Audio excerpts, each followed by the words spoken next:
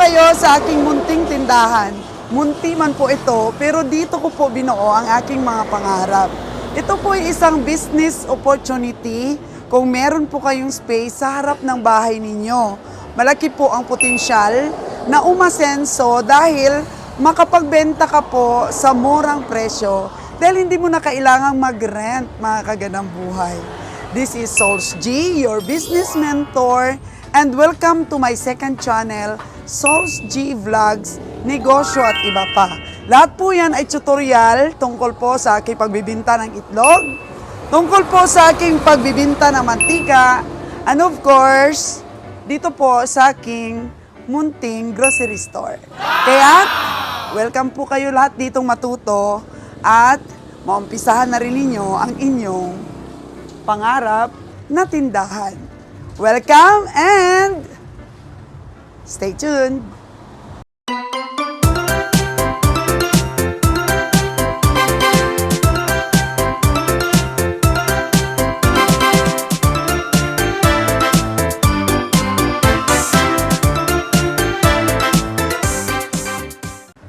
Bakit sinabi ko po ito, mga kagandang buhay, na business opportunity? Kasi pag dito po ang tindahan mo sa bahay mo, madali lang siyang i-manage. Tapos, syempre, talagang makakatipid, di ba? Kaya, sa mga OFW dyan na laging nag-iisip ng negosyo, why not po na umpisahan ninyo sa bahay niyo mismo? Padugtong lang po kayo, kagaya nito po, oh. Tapos magsasabi yung ating mga kababayan, paano ba mag-umpisa ng negosyo. So, ang pag-umpisa po kasi ng negosyo, depende rin yan sa patipid na style. Kasi sa akin naman kasi ginawa ko puro siparling, puro po bakal, mga scrap lang po ito nung nagpagawa kami ng aming bahay. Ganito lang po ang itsura, pero syempre, kailangan mo ring mamuhunan talaga. Yung ida-down mo po doon, sa kukunin mo sanang pwesto, dito mo na lang rin po ipagawa. So nakatipid ka pa, dito sa bahay mo, madali lang i-manage ang negosyo mo. So, paano ba magsimula? So, mga kagandang buhay, pag nagsisimula ka po ng pag-grocery, siyempre wala ka pa pong ahinte, kukuha ka muna doon po sa mga nag-wholesale. Tapos, siyempre, set up mo po. Set up mo. Kasi itong mga rack ko kasi, mga kagandang buhay na ginawa, parang ano na ito? Lifetime. Puro na kasi bakal, oh. Bakal na yung ginawa ko para ganun rin lang naman pagka nagpagawa po kayo ng kahoy, mas makakamura ka dito sa bakal. Ayan. So sa capitalization, mga kagandang buhay, hindi ka po manghinayang dahil dito na po ito sa loob ng bahay mo. Dito na ito sa bakuran mo. Unlike po na kumuha ka ng pwesto na magre-rent ka, edi sa kontrata kasi, kung halimbawa anong pinagawa mo doon, pwedeng sa kontrata ay sa kanila na. Pagka natapos ang kontrata, di mo na makukuha. O, makukuha mo siya kung wala sa kontrata, pero syempre, isi-set up mo siya ulit. Pero dito po sa bahay mo, pag nag-set up kang ganito, lifetime na. Tapos who knows, di natin alam, mga kagandang buhay, baka mag-click. Kagaya ng sa amin na to, nag-click po, mga kagandang buhay. Dugtong ka lang po. Renovate, at saka paganda ng paganda sa store mo. Napaka-importante po na pag gusto mo talaga magnegosyo, piliin mo talaga ang location. Baka naman po yung bahay mo ay sa looban, so hindi po yan magkiklik. Ito po kasing amin, kung makikita nyo, mga kagandang buhay, ay highway po talaga ito. Ayan. So highway, marami pong sasakyan dumadaan. Tapos po, pagka bumili po ng bigas yung ating mga customer, maipaparking po nila yung kanilang sasakyan. Pag nagpagawa ka po ng store, wag mo pong isagad na aagawin mo na po yung lane ng kalsada, doon na po magpaparking yung mga customer. Kailangan i-setback mo po, mga kagandang buhay, na may space ka talaga para po sa iyong mga customer, para hindi naman po madisgrasya yung mga nagpaparking. And then, doon tayo ulit sa paano ba hanap ng stocks na ibibenta natin. So, ganito lang yon, mga kagandang buhay. Of course, dapat namumuhunan ka rin po ng oras, namumuhunan ka rin po ng tiyaga, namumuhunan ka ng pagod. So, ano po ang ibig sabihin nun? Sa umpisa po, huwag kang maghangad na makita mo lahat ang mga ahente. Ang unang gawin mo, bumili ka muna sa mga wholesaler store. Tapos, para mapansin po tayo ng mga ahenteng mga kagandang buhay, dapat po magpasabit-sabit tayo sa ating mga store. Pero dito sa amin, dahil malaki po at marami pong mapagdidisplayhan, hindi na po kami nagsabit-sabit para ma-acknowledge kami. Pero kung ikaw talaga mag-umpisa, paggawa ka po ng sabitan ganyan, tapos mag-purchase ka po sa mga murang presyo na mga tindahan, wholesaler. Punuin mo po yung tindahan mo muna. Paunti-unti. Punuin mo po muna. Yan po ang puhunan mo. So, tiis-tiis ka muna na pakunti-kunti lang muna ang tubo mo. Tapos, pagka nakita yan ng mga ahente, kasi alam nyo mga kagandang buhay yung ahente, naghahunting din yan sila ng mga bagong store, tapos aalukan po nila yan. So, ang iba naman, gusto kaagad nila mag-jump up sa malakihang order na discount. So, paano ka ba maka-order ng malakihang discount kung pakunti-kunti lang muna? Alam nyo mga kagandang buhay, meron naman pong mga extract or pwede ka pong umorder ng pautay-utay pero murang presyo. Halimbawa po, sa malakihan o sa booking po. Ang booking po kasi ay yun ang tinatawag na bultuhan at may additional po sila yan na discount na binibigay. Sa extract naman po, parang dinivide lang po yung presyo ng isang karton. Halimbawa pa, ako po'y booking. Tapos yung isa pong box na bibili ko ng 500. Tapos 100 po yung laman nun. So, i-divide yun ng extract sa 500, yun na po ang presyo. Yun na po ang presyo ng item mo. Pero wala ka pong additional na discount. Kami pong mga booking ay may additional 5%. Sa extract po mga kagandang buhay, kagaya po nitong noodles natin, mura pa rin po sa extract. Kasi di-divide nila kung magkano po yung isang karton. So, 72 pieces po ito. Pero kung booking ka po, halimbawa po ang puhunan nito ay 500, kung booking ka, may 5% ka kaagad na discount nito. Pero kung extra ka, walang 5%. Pero okay na po muna yan, mga kagandang buhay, sa pag-umpisa. Sa pag-umpisa po kasi, huwag maghanap ng malaking tubo. Tiyaga-tiyaga po muna, mga kagandang buhay. Huwag pong madaliin ang lahat ng bagay. Kailangan po marunong tayo maghintay. Kasi kung marunong tayo maghintay, mahaba po ang ating pasyensya, mga kagandang buhay. Tapos, dapat kaibiganin natin yung mga ahente. Tapos, wala ba kayong deals dyan?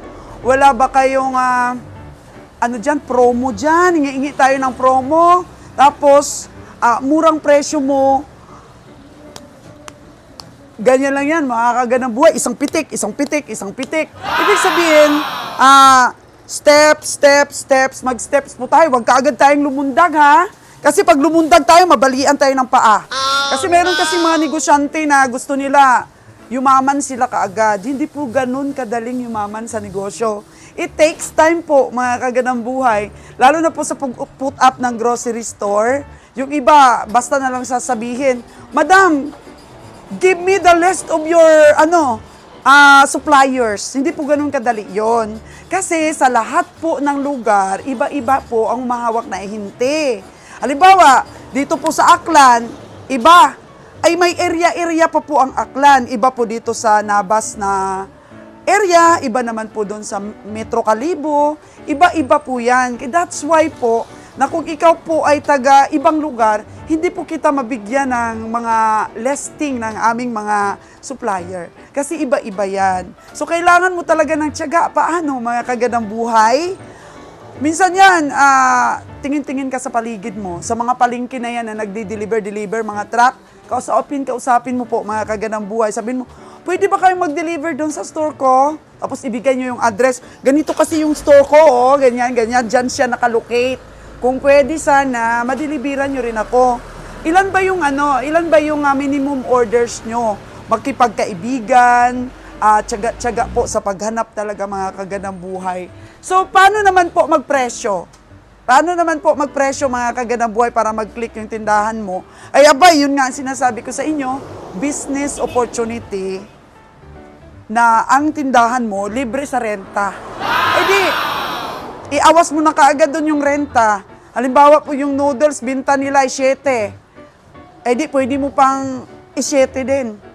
'Di ba? Or may discount ka pa. Kasi hindi ka makikisabay doon sa mga booking na, mga kagandang buhay, kasi extra ka pa lang. Kailangan mo talagang magtiyaga at hindi lang po isang items yung dapat mong ibenta. Pwede ka rin magtinda ng manok. Pwede kang magbenta ng frozen foods, kagaya po nito. Meron tayong freezer dito. Yan. Pwede nating dagdagan. Bigas, mga kagandang buhay. Dagdag tayo ng bigas. O, ito, bigas, mga kagandang buhay. Talagang sa isang sako, kapitbahay mo, bumili sa'yo. Pwede kang kikita ng 80 pesos to 100 pesos. 50 pataas po ang pwedeng kitain dito. O, naka 50 pesos ka. Dito lang sa bahay mo na store. Naka 3 sako ka. 150 na ito. Wala kang renta. Halimbawa, kung kayong mag-asawa ang nagbabantay, wala ka pang manpower o kahit isa lang yung manpower mo, napakalaki pong opportunity na kumita po, mga kagandang buhay, dito mismo dugtong sa bahay mo. Kasi less expenses. Hindi ka na mamamasahe, hindi ka na magre-rent, hindi naman ka magkukrudo, at iba't iba pang mga pakinabang po, mga kagandang buhay. At ang isa pa dong pakinabang, for good. For good po yung pwesto mo, maaalagaan mo po talaga ang iyong customer. Kasi nga, pagka nagrenta ka, 5 years contract o 2 years contract, yung inalagaan mo customer, pagka natapos ka ng kontrata, wala na yun. Ay maghahanap ka na naman doon kung saan lupalop doon may bakante na pwedeng rentahan. Samantala po, business opportunity na dito ka sa bahay mo, pagyamanin mo yung mga customer mo, mga kapitbahay mo, mga karatig mong barangay. Kaya yan po ang aking ipuporsyo sa inyo, mga ka-OFW ko, mga pagod na sa pagtatrabaho sa opisina. Oh, here's my baby. Say hi to our vlogs. What can you say about our business? Mama, can I go to the basketball court Yes. alone? No alone. No alone. Mommy? Yes. Okay, you call your mommy. You call your I mommy. made a blog there. Okay. Okay, you get your phone there. No, your phone. No, I don't have phone because I'm working. I use my phone, so Ate's phone. Okay? It's not even here. Tinalakay ko po ito, mga kagandang buhay, kasi po sa pagpapatayo ng business, ang una-una pong dapat i-consider is the location nga. So, yung iba doon sa may palengke, yung iba accessible sa daan, pero kung yung bahay mo ay accessible din po sa daan, sa tabing highway din po, yan po ang napaka-perfect na location. Kasi nga, nasabi ko na, walang renta, less stress po, matutukang mabuti. So, mag-isip-isip na po kayo, mga ka-OFW, mga atin po mga empleyado na gusto na mag-settle down sa negosyo. Kung ang bahay po ninyo ay napakagandang location, gawin nyo pong mag-renovate. No? Yung iba nga, sinisira nila yung isang kwarto para lang malagyan ng tindahan. Kung magrenta ka kasi, kailangan mo ring i-renovate yung mga niririntahan mong lugar. Pero yun nga, ang sabi ko, napaka-perfect po na opportunity na for lifetime, kasi kailangan simple lang muna yung pag-renovate mo at paggawa ng store mo. Tapos pag nakita mong unti-unti nang dumadami ang customer, pwede mo namang dagdagan. Dugtong ng dugtong po, mga kagandang buhay. So yan po muna, location po muna ang ating pinag-usapan. Pwede rin po na kung saan po yung gusto ninyo. Kasi ang binigyan ko ng priority dito sa vlogs ko ngayon ay kung may magandang space sa bahay mo at accessible din. So that is perfect, mga kagandang buhay. At yun nga, huwag isipin na ang pagninegosyo ay ganyan kaagad. Kailangan kaagad umasensyo, naghahanap ka kaagad ng kita. So, siyempre sa pag-uumpisa, ang daming expenses yan. Kailangan hindi mo babawasan. Kailangan dagdagan mo lang. Kasi yung iba kasing mindset ng iba, pag nagnegosyo sila, kukunin na nila ang tubo. Hindi pa nga nabebenta, nabibilang na nila ang tubo. Huwag niyong gawin yan, mga kagandang buhay. Kapag hindi pa nabenta yung items nyo, huwag niyong bilangin kaagad ang tubo. Nag-purchase ako ng 10,000. Ganito yung tutubuin ko. Sige, bawasan ko na kaagad ito. Ganyan, ilagay mo na kaagad doon sa mga, kinunan mo kaagad sa mga bayarin mo, o sa mga hulugan mong mga gamit mo, gadget mo. Hindi po maganda yan mga kagandang buhay. Huwag pong magbilang ng tubo kung hindi pa talaga hands-on ang binta. Doon ka lang po magabilang ng tubo mo pag hands-on na talaga nandyan na sa kamay mo yung benta mga kagandang buhay. Kasi na-over po yung ating expectation sa mga bagay-bagay. Kapag ka nag-purchase tayo ng 100,000, kailangan may 20,000 po tayong tubo doon. So, hindi po ganun mga kagandang buhay. Tiyaga po sa negosyo. At wag po munang asahan. Dapat po pag nagnegosyo kayo, may ibang source of income pa kayo. Kung gusto nyo talagang lumago po ang inyong negosyo, kailangan pagyamanin yon. Ako nung nag-upisa ako ng negosyo, kahit ultimong asin po na expenses, nililista ko po yun. Para makita ko talaga kung kumikita siya, tapos ang recording po ninyo intact. Para alam ninyo kung ano yung mga hinahanap ng customer na wala kayo. Kailangan may recording po talaga kasi minsan nakakalimutan natin yan. So, yun lang po muna mga kagandang buhay. Ang stay tuned po sa Source G Vlogs, Negosyo at iba pa. Marami pa po tayong tatalakayin.